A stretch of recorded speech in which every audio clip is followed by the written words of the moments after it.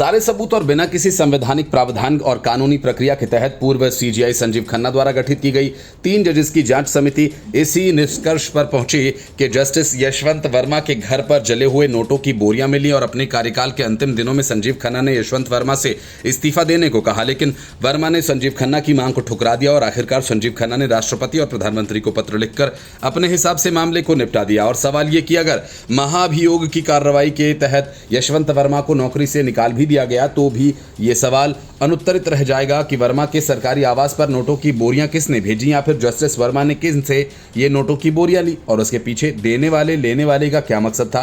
इस केस को निपटाने के लिए या किसके पक्ष में फैसला देने के लिए ये बोरियां भेजी गईं। उपराष्ट्रपति जगदीप धनखड़ ने इसी वजह से एक बार फिर कैशकांड मामले में फंसे जस्टिस यशवंत वर्मा और उनके खिलाफ कार्रवाई को लेकर न्यायपालिका पर निशाना साधा। उन्होंने लोकतंत्र में अधिक जवाबदेही की वकालत की और इस मामले में केस दर्ज कर सच्चाई सामने लाने पर जोर दिया।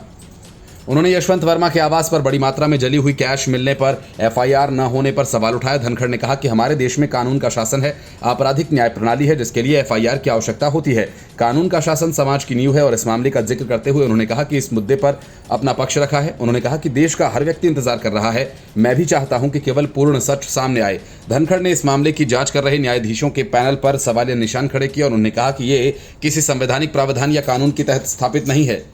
उन्होंने समिति की जांच पर सवाल उठाते हुए कहा कि मुझे आश्चर्य है कि क्या पैनल ने लोगों से इलेक्ट्रॉनिक साक्ष्य एकत्रित किए। हर किसी को लगता है कि धीरे धीरे ये मामला धुल जाएगा, मगर सबसे बड़ा शार्क कौन था वह समय के साथ फीका पड़ जाएगा। उपराष्ट्रपति ने कथित गलत कार्यों के लिए न्यायपालिका पर निशाना साधा। उन्होंने कहा कि ये एक सप्ताह तक देश के 1 अरब 40 लाख लोगों को कोई जानकारी नहीं थी। कल्पना कीजिए कि ऐसी कितनी घटनाएं हुई होंगी। दोषी सिद्ध होने तक किसी व्यक्ति को निर्दोष कहे जाने के अधिकार के बारे में बात करते हुए उपराष्ट्रपति ने कहा कि मैं कोई आरोप नहीं लगा रहा हूं, लेकिन मैं बस इतना कह रहा हूं कि जब राष्ट्रहित की बात आती है तो हम अंदरूनी या बाहरी रूप से विभाजित नहीं हो सकते। जगदीप धनखड़ ने एक बार फिर न्यायपालिका की पारदर्शिता और जवाबदेही को लेकर देश की शीर्ष अदालत के एक ऐतिहासिक फैसले पर पुनर्विचार की जरूरत जताई। उन्होंने परोक्ष रूप से सुप्रीम कोर्ट के उस फैसले पर सवाल उठाया जिसमें कहा गया था हाई कोर्ट और सुप्रीम कोर्ट के जजेस के खिलाफ मुकदमा चलाने के लिए पूर्व अनुमति आवश्यक होगी। धनखड़ ने कहा कि एक गंभीर मामला है, आखिर ऐसा कैसे किया जा सकता है। आपराधिक न्याय प्रणाली में समानता होनी चाहिए।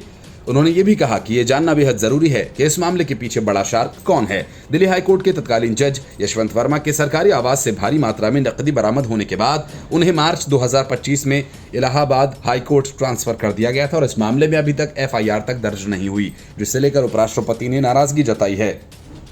Bureau report, news of India.